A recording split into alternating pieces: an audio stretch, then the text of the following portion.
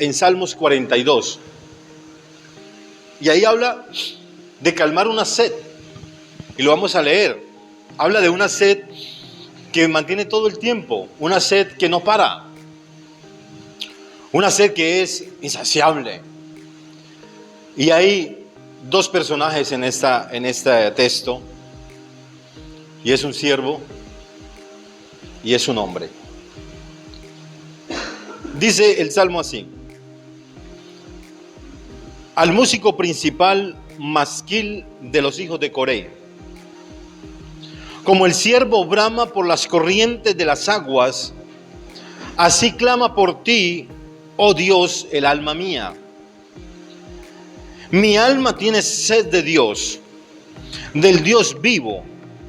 Y viene una pregunta que hace el salmista, dice: ¿cuándo vendré y me presentaré delante de Dios? Ese masquil es un poema didáctico, es un poema, dice, al músico principal, masquil de los hijos de Coré. Los eruditos dicen que estos hijos de Coré son los mismos que se rebelaron con Moisés. Y gloria a Dios, en la misericordia de Dios, quedó descendencia adorando al Señor, haciendo estos poemas, cantándole. Pero aquí el asunto es entender la sed por Dios. Es que yo debo entender en este texto, porque si leemos más adelante, hay una lucha del rey David consigo mismo, con su alma. Y pelea con ella. Y le llama la atención al alma. Porque la situación en la que se encuentra, el alma se abate. Hay tristeza. Pero él le dice qué es lo que va a pasar por ese amor y ese Dios que él conoce. Y el tema, el nombre que le he puesto a esta predicación se llama ¿qué tanta sed tienes? Y es una pregunta que tenemos que hacernos a diario. ¿Qué tanta sed tengo yo de Dios? ¿Qué tanto quiero yo de Dios para buscarlo? Para ahogarme en Él, para beber de su presencia. Porque no es solamente decir yo creo en Dios, es decir yo le creo a Dios. Yo camino con Dios. Por eso decimos yo me quiero parecer a Cristo todo el tiempo. Y mi léxico tiene que cambiar, todo tiene que cambiar en mí. Porque yo me parezco, me quiero parecer a Él.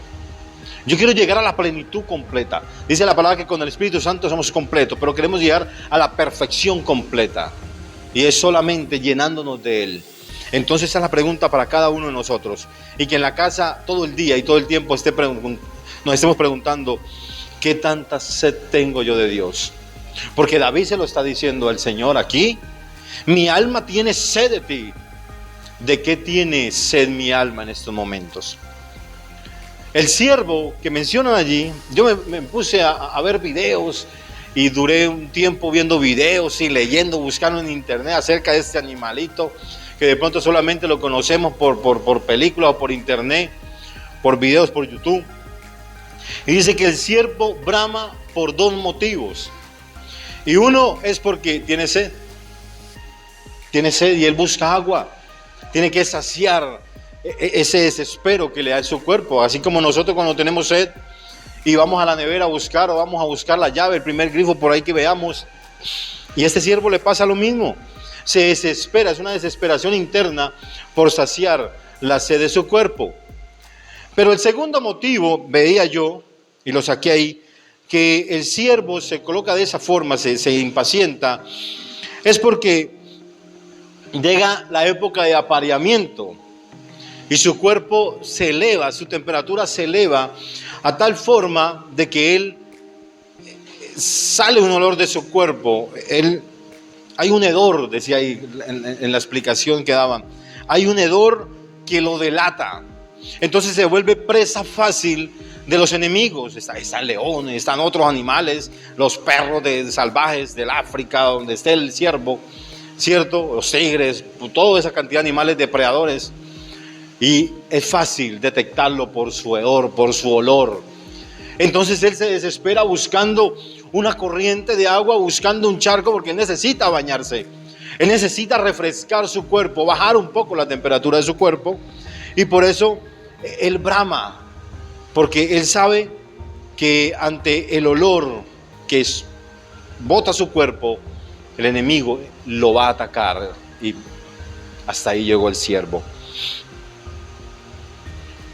Cuando el agua no está presente, se huele feo. Y el enemigo lo detecta. Cuando mi alma no calma la sed por Dios, yo me alejo. Tiende uno a alejarse. Y el enemigo sabe porque huele. El enemigo siente cuando yo no estoy en la presencia de Dios. Y es fácil atacarme. Me vuelvo presa fácil del enemigo cuando yo no sacio mi sed. Por eso yo todos los días, así como tomo agua todos los días para hidratarme, todos los días tengo que llenarme de la presencia de Dios. Porque si no, el enemigo me aparta. Y al apartarme, mire lo que le pasa a la oveja cuando se separa del redil. Es presa fácil del lobo. Y acuérdese que la palabra dice que el lobo anda, ¿cierto?, mirando qué oveja se come, porque así es el enemigo. Dice que en los seres humanos, una persona puede sobrevivir solo de 3 a 5 días sin agua. Dice, en algunos casos, las personas han sobrevivido hasta una semana. No se recomienda que alguien intente esto en casa. Una vez que el cuerpo se ve privado de fluidos en las células, los órganos en el cuerpo comienzan a deteriorarse. Y eso es lo que pasa cuando una persona no se hidrata. Entonces dice, no es recomendable que una persona, y usted ve la palabra, y Jesús duró 40 días en el desierto, mi hermano. Y sus órganos no se deterioraron. Pero médicamente dicen que una persona 5 días sin agua ya empieza hasta alucinar, ya el dolor de cabeza no soporta, sus órganos sufren. David pasó por muchas aflicciones, momentos de desesperación. David tuvo que permanecer aislado de su casa. David de pronto escuchó, de pronto vio al siervo desesperarse por agua, o de pronto tenía el conocimiento. De pronto no lo estaba viendo físicamente, pero de pronto ya había escuchado o ya sabía que ese animal le pasaba eso. Y David se imaginó él mismo como ese animal. Yo me imagino a David diciendo, yo estoy desesperado como ese siervo que brama por agua, porque sabe que necesita calmar su sed y sabe que la fiera feroz puede atacarlo. Y David, ¿dónde estaba? Puede ser en una cueva, en el desierto. Sabemos que David en ese momento estaba huyendo y era el desespero porque la presencia de Dios, ¿sabe una cosa? David fue por el arca. David danzó. David combatió con la presencia de Dios. Y al estar en ese sitio, su alma se abatía porque su alma quería estar allá. Por eso la guerra de David con su alma. Y nosotros debemos preguntarnos por qué debemos tener sed de Dios. Yo no sé si me están entendiendo o estoy hablando enredado. David, en el sitio donde se encontraba, se acordó o vio a aquel siervo que estaba desesperado porque podía perder su vida. Él entra en esa misma atmósfera del siervo y dice, yo estoy como ese siervo. Yo no bramo, pero yo clamo por la sed de Dios. Yo clamo por la presencia de Dios. Y él lo entendió bien, porque él sí sabía que era estar en esa presencia. Él conocía a Dios. Por algo la palabra dice que el hombre conforme al corazón de Dios. Él sabía la misericordia de Dios. Él la conocía. Él conocía el amor por Dios. Y mi alma debe tener sed de Dios porque es mi Salvador. Así como para el siervo el agua era su Salvador, para mí Dios y su presencia es mi Salvador. Y eso tenemos que tenerlo constante en nuestro pensamiento. No se puede separar de nosotros. El siervo brama, y esa palabra bramar significa arak. Y ese arak es anhelar, es suspirar. Él hace bulla anhelando encontrar ese líquido para sobrevivir. Nosotros clamamos a Dios para poder sobrevivir. Ay, entonces, ¿voy a morir? Sí. Si no saciamos la sed por el Señor, podemos morir. Y es muerte espiritual. Y la podemos tener. Nos podemos apartar de Dios. Yo no necesito que me coloquen una mano encima. Yo necesito que Él coloque su mano sobre mí. Yo no necesito que alguien... Es bonito orar unos por otros, ¿no? La palabra lo manda. Pero yo no me puedo desesperar. Yo necesito su presencia conmigo. Yo necesito saciar mi sed. Primera de Samuel 17:37 dice: añadió David, Jehová que me ha librado de las garras del león. Está en ese momento tan especial donde el gigante Goliat se levanta contra el pueblo y los tiene atemorizados. El pueblo no sabe qué hacer. Dice: Jehová que me ha librado de las garras del león y de las garras del oso, Él también me librará de las manos de ese filisteo. Y dijo Saúl a David: ve, y Jehová esté contigo. Y en el 51 dice: entonces corrió David y se puso sobre él, sobre el filisteo, y tomando la espada de él y sacándola de su vaina, lo acabó de matar y le cortó con ella la cabeza. Y cuando los filisteos vieron a su paladín muerto, huyeron. ¿Sabe una cosa? David era un joven, era un jovencito. David, con las fuerzas humanas, él no se podía parar frente a él, porque sería igual que sus hermanos y el ejército de Saúl que estaba en ese momento. David sabía que lo que había en él era más fuerte que el que estaba al frente. David sabía que la presencia de Dios estaba con él. David sabía que el oso y el león habían sido destruidos gracias al Señor que se apoderaba de él, gracias al Señor que lo cuidaba y le daba las fuerzas. Humanamente él no se iba a parar frente a Goliat. Él sabía, por eso le dice: este incircunciso. Y le llama la atención a los soldados y le llama la atención a sus hermanos y le dice al rey, le dice: es que Jehová me ha librado a mí. Y tenemos que acordarnos de qué nos ha librado el Señor. Por eso necesitamos saciar la sed de Dios. Por eso necesitamos llenarnos más de Dios. ¿Sabe? David, donde estaba, no estaba en el mejor lugar. Y a veces nos desesperamos. Nos desesperamos tanto por lo que pasa a nuestro alrededor, que perdemos la noción de que Dios está con nosotros. Y cuando la Escritura dice: si el que está conmigo, el que está en mí, es más fuerte, más poderoso, más grande que el que está en el mundo, ¿por qué mi alma se tiene que abatir? ¿Por qué mi alma tiene que sentirse derrotada ante la situación? David sabía que su Salvador estaba con él en los momentos más duros, más difíciles. Dios estaba para salvarlo, para librarlo en la batalla. Primera de Timoteo 4:10 dice que por esto mismo trabajamos y sufrimos oprobios, porque esperamos en el Dios viviente, que es el Salvador de todos los hombres, mayormente de los que le creen. Oiga lo que dice la palabra: Él es el Salvador de todos los hombres, mayormente de los que le creen. Amén.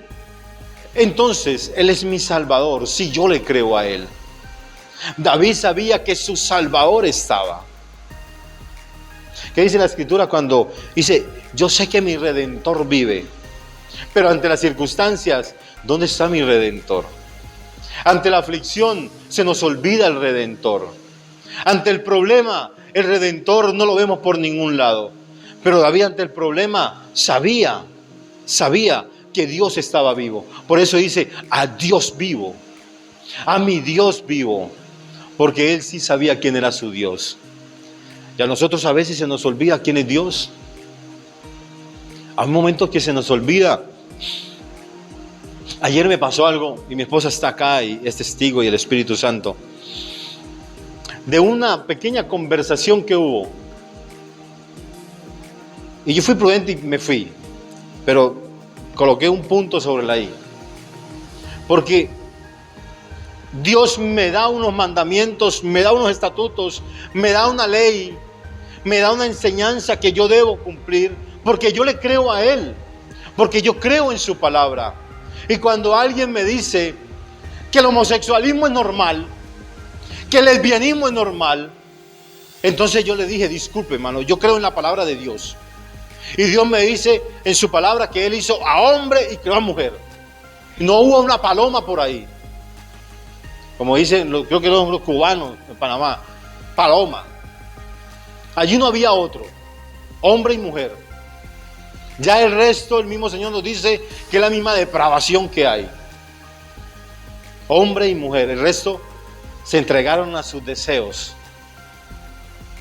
Y cuando yo creo en mi Dios y sé que mi Dios vive, yo no puedo aceptar lo que el mundo me está dando. Yo no puedo caer bajo la ideología del mundo. Porque entonces estoy diciendo, mi Dios está muerto. Y la ideología del mundo está viva. No lo puedo aceptar. No lo rechazo, pero no acepto sus pensamientos. No acepto su ideología. Por eso dice, hemos sufrido oprobios, pero mi Salvador está vivo. El agua para el siervo es su Salvador. Dios para mí es mi Salvador. Y yo sacio. Y quiero, Señor, seguir saciando la sed con Él. Él es el estanque donde yo tengo que beber. Él es el río que me baña constantemente. Mi alma debe tener sed de Dios para poder ser un verdadero adorador. No es aquí ni es allá, dice el Señor. Porque no es el sitio donde nos encontramos. Somos nosotros los adoradores. Son los verdaderos adoradores, dice el Señor. El que me adora en espíritu y en verdad. Eso es lo que busca Dios, que lo adoremos. En el clamor de mi alma por Dios, yo me debo convertir en un verdadero adorador. No solo en un cantante de corazón, sino que yo debo ser adoración a Dios. Yo debo agradarle a Dios, yo debo ser el perfume grato, olor grato hacia el Señor. En el Salmo 42:5 dice, ¿por qué te abates, oh alma mía? Y dice, ¿y te turbas dentro de mí? ¿Por qué te abates y te turbas dentro de mí? Y le dice, espera en Dios, porque aún ha de alabarle, aún he de alabarle, salvación mía y Dios mío. ¿Por qué te abates ante los problemas? Alaba al Señor. Dale gloria a Dios por los problemas. No estés creyendo que solamente va a venir lo bueno, porque de lo malo también se aprende. De lo malo me fortalezco. En el desierto se fortalece. El hierro toma su contextura, el metal, cuando es pasado por fuego y es metido en aceite. Y el aceite es el Espíritu Santo en mi vida. La vasija toma forma cuando el alfarero aplasta el barro y con sus manos le da la figura. La vasija se llena de aceite. Así le dijo a aquella mujer, ¿qué tienes? ¿Y cuántas vasijas sacó? ¿Y cuántas de aceite llenó? David en su cueva, en su silencio, en el cartel de los más buscados, porque su foto estaba en el cartel de los más buscados, ¿cierto? Ahí estaba David, se busca David. Ahí estaba David. En esos momentos David se acuerda de los años maravillosos. David se acuerda de los días hermosos que vivió con el Señor. David se acuerda cuando danzó y aquellas miradas penetrantes lo acusaban. Aquel dedo señalador estaba sobre él. David se acuerda de eso. David sabe que su Dios está vivo. Pero él le dice, alma mía, no te abates, porque la salvación mía es Dios y Él está vivo. Y él sabía que iba a volver a entrar en la presencia de Dios. Que el desierto es pasajero. Que el desierto no es eterno. ¿Sabe para quién se hace eterno el desierto? Para nosotros. Porque no entendemos el proceso de Dios. Y cuando no entendemos a Dios o no conocemos a Dios y su palabra, el desierto no tiene fin. Pasen y miren dónde van a estar. Fueron y miraron. No, eso está muy berraco. Oh, eso está tremendo, eso está duro, eso está difícil. Ahí me han dicho, gigantes. Eso hay una cantidad de problemas al otro lado. Pero no todos. Dos dijeron, no, nosotros podemos. Dios está con nosotros. ¿Sí? Pastor, pero con esas palabras no lo encuentro en la Biblia, ¿no? Estoy parafraseando. 40 años dando vueltas en el mismo sitio. Una generación murió porque no entendieron lo que Dios les estaba dando. Porque se quisieron quedar en el desierto. Porque no querían saciar su sed por Dios. Segunda de Crónicas 7:3 dice: cuando vieron todos los hijos de Israel descender el fuego y la gloria de Jehová sobre la casa, se postraron sobre su rostro en el pavimento y adoraron y alabaron a Jehová diciendo: porque Él es bueno y su misericordia es para siempre. Ellos adoraron y alabaron cuando vieron la presencia de Dios descender en ese sitio. Ellos vieron y sintieron la presencia de Dios y se arrodillaron ante el Señor, se postraron. Bueno, Dios, misericordioso es Dios. Ahora yo pregunto, nosotros, ¿por qué nos volvemos a adoración cuando la presencia de Dios no está al frente mío, sino que su presencia está en mí? Cuando la palabra dice que yo soy el templo del Espíritu y Él está en mí, ¿por qué yo no he de adorarlo? ¿Por qué yo no he de buscar más de Él? Ellos se postraron al verla. Nosotros debemos de postrarnos al saber que está en nosotros. Mi vida debe cambiar porque Él está en mí. Amén. Adorar es postrarse. Reverencia es adorar. Adorar es igual a respeto.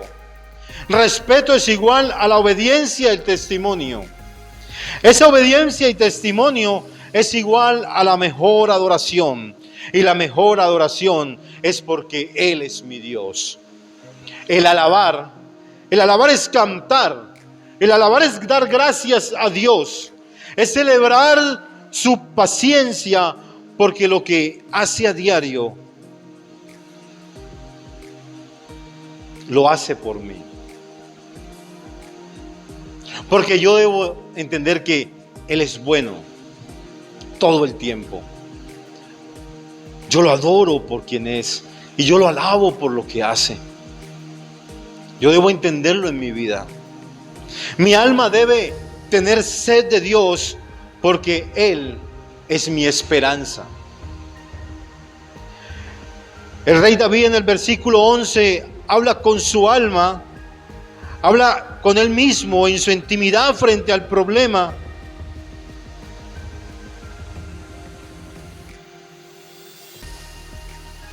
Y le dice: no te abates, porque hay una esperanza.